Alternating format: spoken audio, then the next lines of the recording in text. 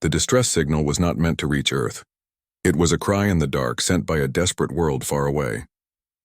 But space has a strange way of carrying whispers, and this one traveled through the emptiness like a lonely voice in a storm.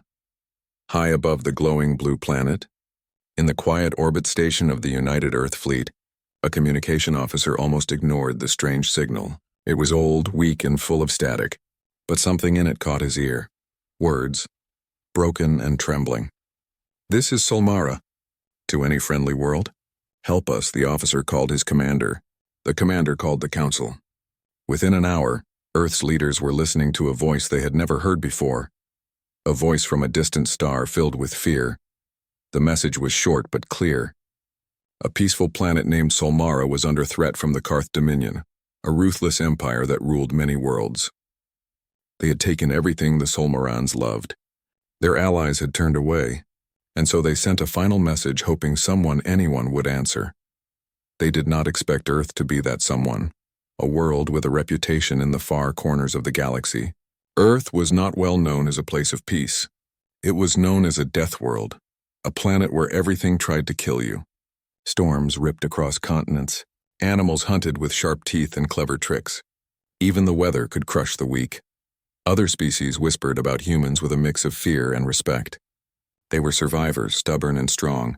They did not give up even when everything was against them. So when the Solmarans realized who had answered their call, many of them were afraid. Humans, the Deathworlders? But fear was not the same as hopelessness, and they needed hope more than ever. The meeting in Earth's Council Hall was silent for a long time. Screens showed the ruined cities of Solmara, the frightened faces of its people, the growing shadows of the Karth ships above their world. A woman with silver hair stood. She was Admiral Lena Hart, commander of Earth's defense fleet. She had fought storms as a child and wars as an adult. Her voice was calm, but behind it was something stronger than steel. "They asked for help," she said, "and we will answer." Some argued against it. Earth had no duty to help. The Karth were powerful. They had crushed worlds before. But others remembered what it felt like to be alone, to scream into the dark and hope someone would hear. Earth had grown strong on hardship. They did not fear the storm. They were the storm. The vote passed. Operation Starshield began. The journey 3 days later, the fleet left Earth's orbit. At the front was the UES Resolute, a warship built for defense but carrying the spirit of a predator. Its gray surface was smooth like stone, its engines burning with a steady blue light. Inside the ship, soldiers checked their suits and equipment. But they were not like other soldiers in the galaxy. They wore old, patched armor. Their boots were scuffed. Their hands were calloused. But their eyes, those sharp human eyes, were steady. Among them was Sergeant Theo Rains, a young man who had grown up on Earth's storm coasts. He had never seen another world. When he heard the signal, he volunteered without hesitation. Beside him sat Corporal Anya, small but fierce. She smiled at him. "First time off planet, huh?" she said. Theo nodded. "Yeah, don't worry. It's just another battlefield, just with more stars." The fleet used a slipstream gate to cross the stars. As the darkness folded around them, Theo watched Earth grow smaller behind the glass. He felt something deep in his chest. Not fear, but a promise. The world of Solmara. When the ships arrived, they saw Solmara for the first time. It was a beautiful world. Green oceans, golden deserts, tall crystal towers. But now it was burning. Karth warships floated above the planet like black wings.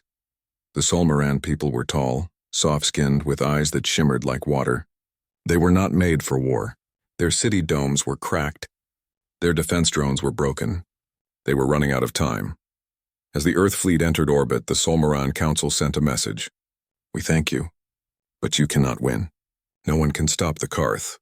Admiral Hart answered with a calm smile. "Then it's a good thing we're not just anyone." The first landing. The first human dropship descended through smoke-filled skies.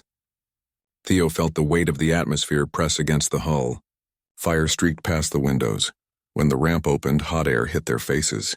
The ground was cracked and scorched. The sky was a dull red. Karth drones flew like blackbirds, scanning for targets. Humans didn't wait. They moved fast, building trenches, placing shields, setting up communications. They worked like ants on a battlefield, turning chaos into order. The Solmarans watched from a distance, their large eyes wide with surprise. They had expected shouting, panic, or hesitation. But these humans did not hesitate. They acted as if this dying world was already their home. Theo set up a perimeter beacon and looked at the horizon.